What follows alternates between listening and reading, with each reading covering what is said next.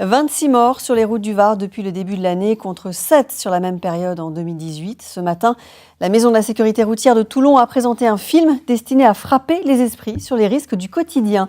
Un film de 6 minutes, œuvre d'un réalisateur de long métrage, Frédéric Cerulli, qui se trouve être également collaborateur de France 3 Côte d'Azur. Présentation de Patrick Deus et Franck Farrugia.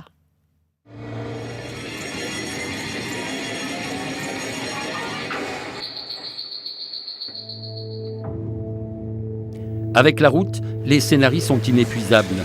Celui de ce réalisateur fait hélas partie du quotidien que la fiction vient ici nous réveiller. Il y a un tel travail de fond à faire pour sensibiliser que voilà, humblement on présente ce film et on se dit si ça peut toucher des mémoires collectives, c'est déjà pas mal. Bon, je fais au plus vite et je reviens de chercher ma puce.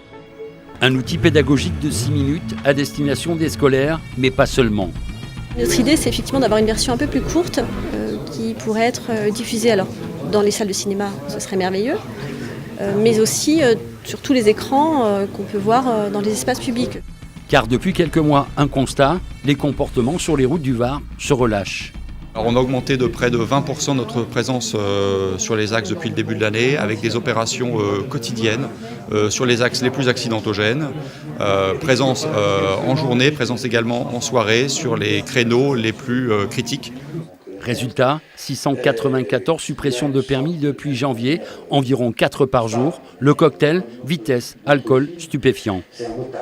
Il faut assumer le fait que face à une indiscipline généralisée, les sanctions sont nécessaires pour le bien commun.